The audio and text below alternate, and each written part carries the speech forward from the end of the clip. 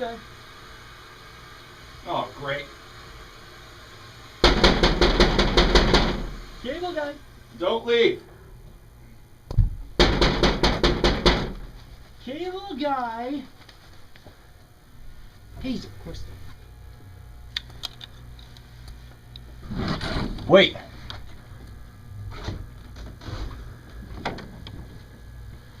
Well, look who decided to show. You were supposed to be here 4 hours ago. What I? So, I'm the tardy one? Well, I was gonna go to that bed and bath place, but they're closed. Oh, maybe I shouldn't have come at all. Jerk off! I'm just joking. Let's do this. Look, can you just get my cable installed, please? Never thought they'd get the place clean after what happened in here. What happened? They had a lot of cats. Come on, baby. Come on. Come on. Sweetheart. Come on, baby. Tell me what you like it. How about this?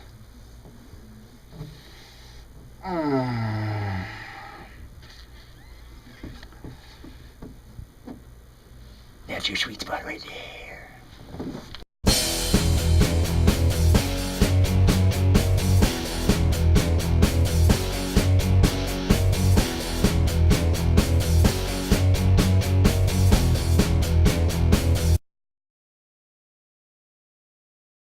Hey, what's up, guys?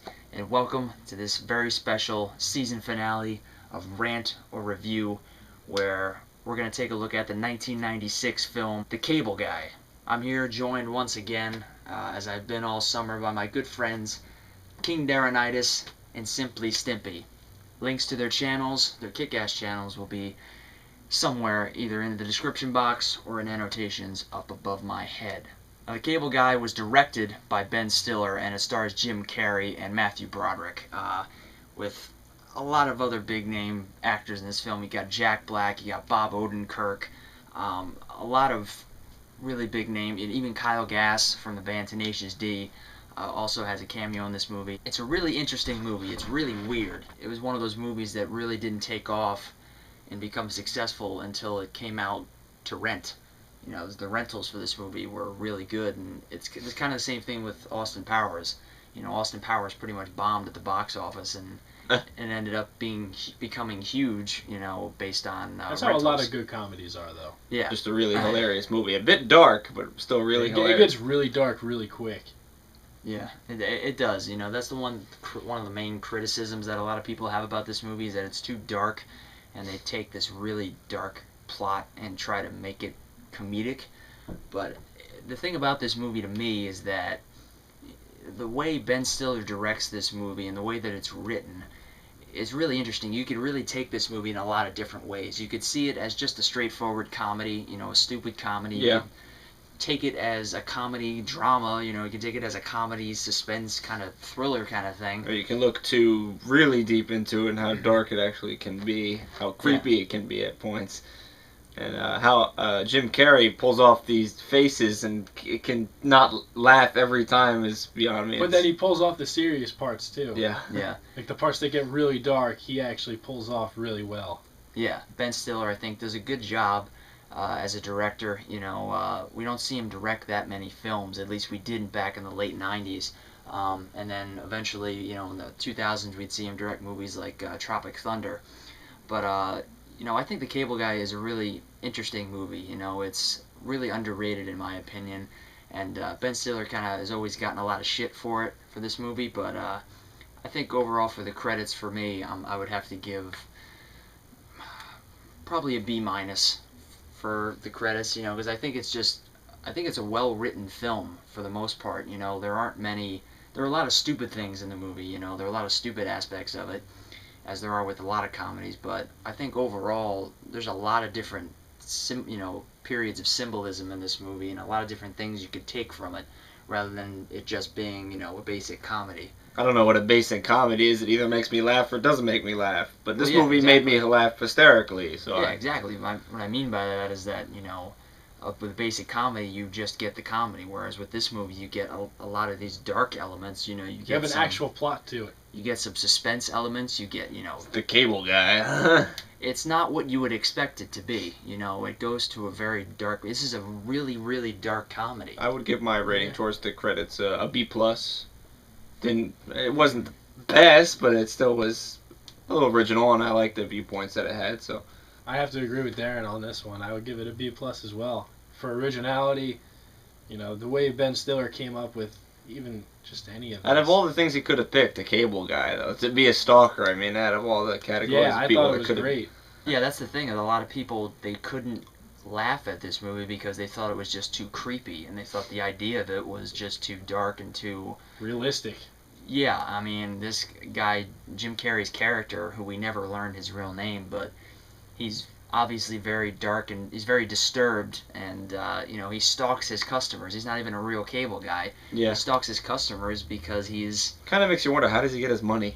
you know, yeah, and, you know, that's one of the, I guess, one of the holes of this film is that you wonder, you know, where does he live? They make it seem like he lives in his van, yet he somehow manages to have several different changes of clothes. But, you know, he's obviously a very disturbed individual, and, you know, one of the things you could take away from this movie is that the guy wants a friend, you know, and the irony of the whole thing is that Jim Carrey's character is very twisted and he stalks Matthew Broderick's character, but on the other hand, Matthew Broderick kind of treats Jim Carrey, kind of treats the cable guy like shit, you know, and Yeah, he's a complete asshole to him. I didn't think he was that much of an asshole. I mean, in the situation that he was in. I mean, Yeah, Well, I think mean, about it. was He still- was just like, just fucking do my cable, pretty much. Anyway. yeah, I He's mean, like, just do it and go. well, We're that's done. that's a realistic aspect of it. I mean, most people in real life, you know, are not going to want to make friends with their cable guy. You know, they're kind of going to be douchebags. Well, They're yeah, just but gonna be- most people are also going to actually have courtesy and talk to the person a little Yeah. it's a 50-50 thing. to You a, know? to a certain extent, you know. But I think a lot of people, and depending on where you live, are going to be, you know, like, just don't. I don't want to talk to you. I don't want to get to know you. Just install my cable and leave. You know, and I think that's a realistic aspect of this movie. So Matthew Broderick's character, Stephen Koufax, is the idea of this movie is that he's going through a separation with his girlfriend, played by Leslie Mann, and he asks her to marry him. She kicks him out. He moves into a new apartment, and when he finally first meets the cable guy in the first scene of the movie, we start to see Jim Carrey's, we start to see the cable guy's kind of stalker personality and mentality, because when he's installing the cable, he manages to, you know, reveal that he knows that Steven broke up with his Yeah. girlfriend, and I linked to the cable and checked that you yeah, used to be at this address and then with this person, and then now you're Yeah. not. So it's like, Yeah, what it's kind of a weird. person would check something like that out? You know, Steven obviously says, you know, I really don't want to talk about it with you, just please install my cable. So as I said, you know, the cable guy is a twisted character. You know, he at the end of the day, he just wants a friend, you know, and he's deeply disturbed, and his mind has been kind of soaked by television, which I think is one of the messages of this movie, whether it was intentional or not. And I think Ben Stiller has actually said that he didn't have any intention for people to take symbolism and everything from this movie and take all these messages. yeah, But there are a lot of them in there. You Yeah, know? like at the same time, why would they show Kyle Gass opening a book? Yeah, I after feel like his that- power goes out. I yeah. feel like it was definitely an intentional message. If it was unintentional, Well- that's too much of a coincidence. Yeah, especially the end of the movie, which we'll get into in a little bit. But there's definitely some symbolism, especially when it comes to the public and how obsessed they are with television and how obsessed they are with the media and how it pretty much runs our lives. So I think overall for the characters, you know, I think the characters are mostly well written and funny, yet also, like I said, giving off that dark element to it. And Jim Carrey pulls off the, you know, the psychotic, troubled, but funny, but absolutely hilarious cable guy. And I think because of these strong characters, in my opinion, I think I'd have to go with another B- for me for the characters. I don't know what you guys thought. well, for the characters, I thought they were like well acted. The pulling off a character that no one else But Jim Carrey, I think, could have pulled that. I don't know how they said Chris Farley was supposed to be casted for this. That's the interesting thing is this movie was written for Chris Farley, but unfortunately he passed away right around the time that they were going to start making it. I don't understand how he could have been casted for this part. Yeah, looking back now, I can't picture Chris Farley doing that role. I can't picture anybody doing that role. You would never besides Jim Carrey. You never know. Chris Farley, that could have been the movie that gave Chris Farley the opportunity to show some dramatic and some other aspects to him besides physical comedy, because there's not much physical comedy in this movie that Jim Carrey does. You know, I mean, we don't know if they changed the script or anything or changed the story, you know, to fit Jim Carrey once he came on, but it really is interesting to know that they originally had this movie planned for Chris Farley.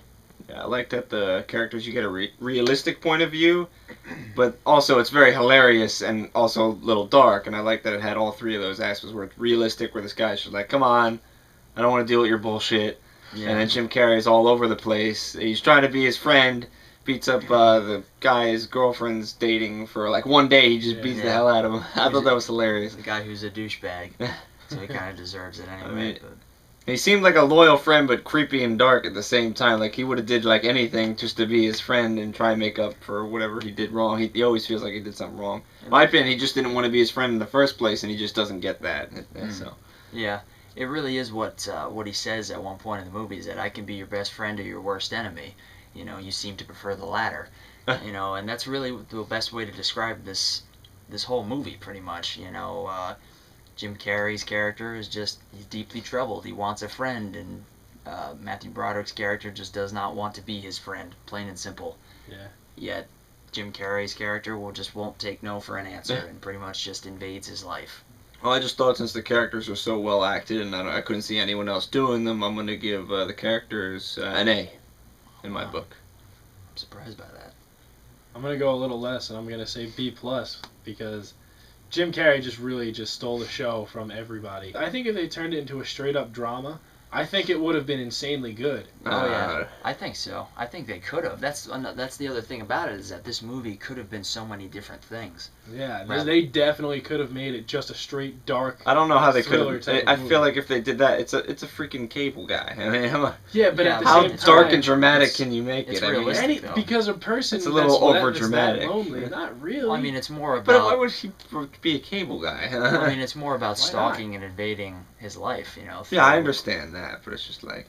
Yeah. I felt like it should stay as a comedy. It should never have been anything else but like comedy, and had the dark aspects, which was fine. It didn't go that like 100% dark, which I liked. It was like 50-50, creepy and dark, and then hilarious and realistic at the same time. I mean, they could have kept it as a comedy. You know, they could have done this story and kept it as a straight comedy without going to the really extreme dark, you know, place that they go with this movie.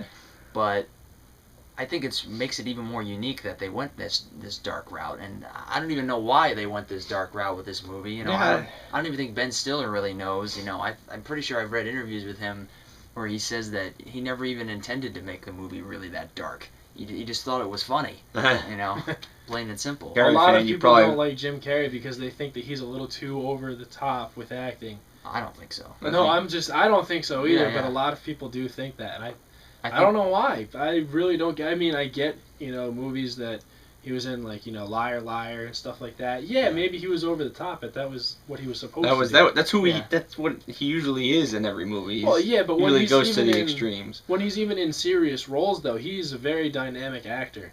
He's been in serious roles. Like, a lot of people didn't like Number 23. I loved that movie. I thought he played that part off really well, too. Yeah, I mean, at the time that this movie came out, he hadn't really done any drama movies yet, so as far as everybody knew, you know, all he could do was comedy.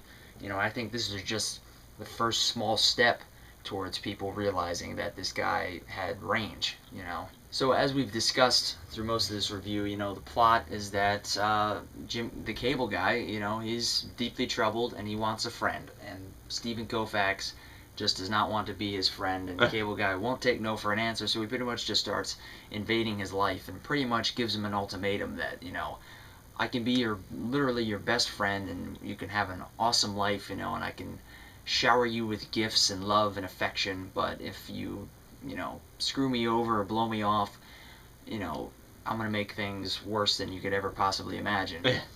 But he does just that, too. Yeah. The thing about it, though, is that he doesn't really ever trust Steven through most of this movie. Like, for example, when they have that karaoke jam, you know, there's a reason why he takes the picture of him with the prostitute. He's setting him up. Yeah. He's basically framing him because he doesn't trust him, and that goes along with another one of these messages in this movie is the cable guy, that character is very troubled and has severe abandonment issues with his parents, which they delve a little bit into. And so their friendship really couldn't have worked out anyway, you know, because he had all these abandonment issues, and he probably didn't trust Steven from the beginning. I think for me, I'm going to give the plot, I'm going to go with an A, you know. I really love the plot. I think it's I don't know if genius is a little too extreme to say, but I think it was accidentally genius. Yeah, that's a good way to describe it. Yeah, accidentally genius. Because Ben Stiller definitely did not plan on the people analyzing this movie as much as they do, because there are a lot of people that analyze the shit out of this movie. I kind of disagree a bit. It had a few holes in it. Well, yeah. And it was lacking inside. Like, I just feel like it was just a comedy. I didn't feel like there was too much plot into it. They just I felt like they winged it. That's what they did, and it just, like they said, accidentally became genius, and there's a lot of different viewpoints. But for me, the plot just felt like it was lacking, and there wasn't much they really got into, where they would hint at his parents. That's all they did. It was just, that was it. It was like a 5-10 second clip of that, and then that was eventually they got into it more so at the end. Yeah, you pretty much knew by the end of the movie that his mother was never really ever there for him, and he didn't really have any father. You know, he never knew his father. And he was raised by the television. You know, that's why he was a cable guy. That's why he was as obsessed as he was, you know, with television. And that's why he didn't really have an identity, you know. And I think because of that, you never find out his name. I think that's okay, because he may not even know what his name is at this point. He just keeps using Chip Douglas, you know, characters other people's like names. Larry Tate, you know, characters from shows that he grew up with. And it really says a lot about the impact that television can have on our minds, you know, depending on the environment that we grow up in. You know, I think a lot of kids probably grew up, you know, from their television, you know, watching a lot of those family shows, and because they didn't have parents that were around, you know, to teach them the lessons that a lot of those shows did. You know? Yeah. Like I said, some people may think that's going too far into it, but like he said, this movie, I think, is accidentally genius. Accidentally genius. That's why I'm going to agree with you and give it an A. Because like I said, it wasn't meant to be genius. It was just completely by accident, I feel like. And that's why I loved it so much. Yeah. You know, I didn't think the plot was lacking so much, because they followed through with most of it. There were a few holes here and there, but every plot has that. Yeah. And, you know, I thought that didn't set it down enough, you know. I thought it was really well executed. And the whole plot was, again, accidentally genius. I'll just go a little above average. I'll go C+. But I'm not going to go too great. I'm not going to give it a low rank, because it doesn't deserve a low rank. But I mean, it was above average. So as far as the ending and our final thoughts on this movie, the ending is interesting, because a lot of people think that this movie kind of falls off a cliff when it gets to the end, because that's when they really go as far as they can go with the kind of thriller, you know, darkness aspect. Yeah. You know, the thriller and suspense kind of take over, whereas the comedy kind of, you know, takes more of a back seat towards the end. There's still comedy in I there. learned the facts of life by watching the facts of life. At the same time, I think that was meant to be funny, but I took it more serious than anything. Yeah, that's like I've been saying, is that you could take it as just comedy, or you could take it as, wow, this guy, you know, I just think it's too over the top with that. That's why I took it comedy. I'm like, really? Well, I can't really see that being over the top, because I think it's realistic. I don't think it's that realistic. I mean, think about it. All people that is. don't have parents in their lives, what do they have? They have a TV. Well, that's... People's minds are extremely fragile. I think it's an exaggerated but realistic idea. You know, I think the idea is totally realistic, of him spending his whole life just trying to find one honest friend who's not gonna, you know, leave him by the wayside. But I think they just take that idea and kind of blow it up a little bit more, you know, and kind of magnify it a little bit more, so that it's funny, so that it's over the top to the point where it's funny. Like I said, if they had made it a drama, it probably would have been like a ridiculously, insanely good movie. And I can understand where some people would say that they couldn't get comedy out of this because it's just, when you really look at it, it's sad. It's a sad idea, you know. Especially in the end. Yeah, you know, this Chip Douglas, Larry Tate, whatever you want to call him, is a sad, tragic character, you know, and he tries to kill himself in the end of this movie. Oh, you know? that whole scene with Jim Carrey showed how serious he can really get. Yeah. Just at the drop of a hat. And he played that really well. And it's amazing that because he walks that line in that whole ending scene of comedy and drama. He doesn't go all the way to the comedy. He doesn't go all the way to the drama, I mean.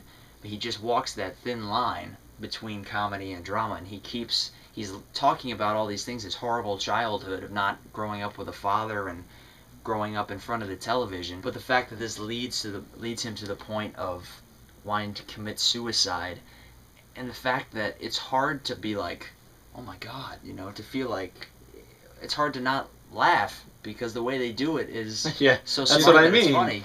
What he says before he kills himself.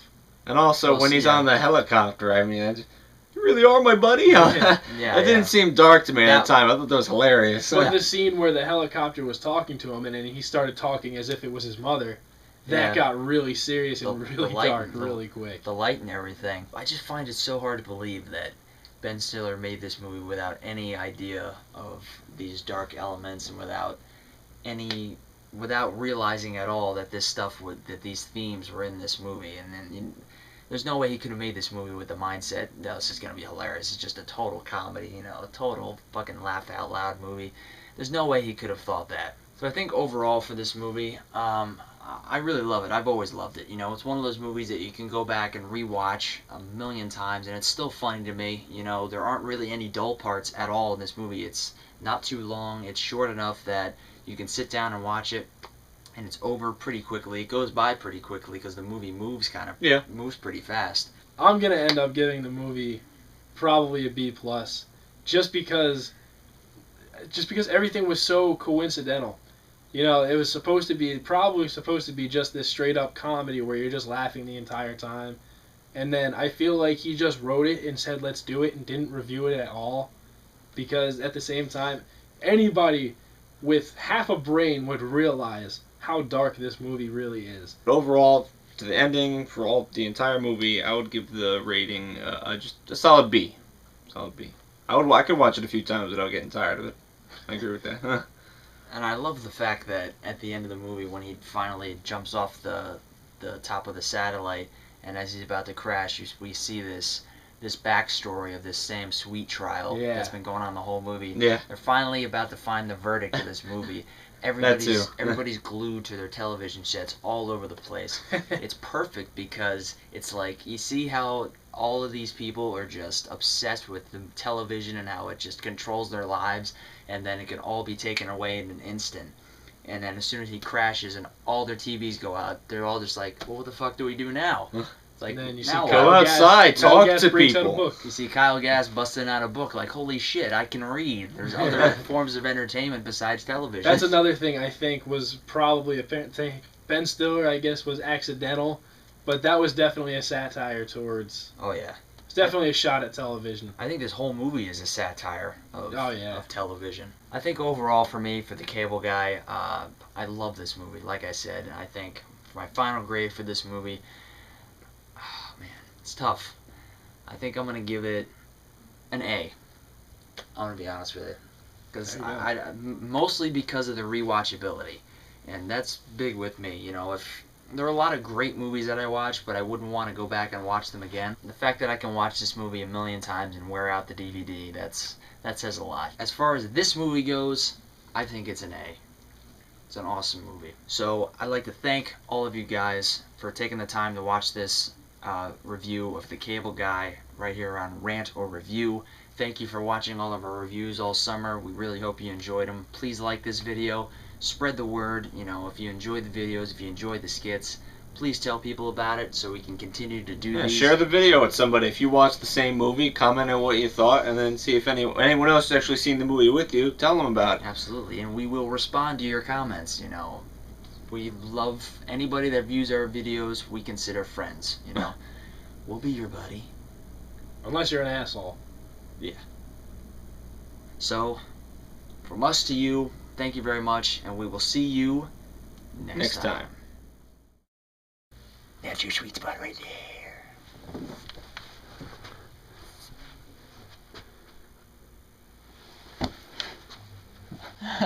there.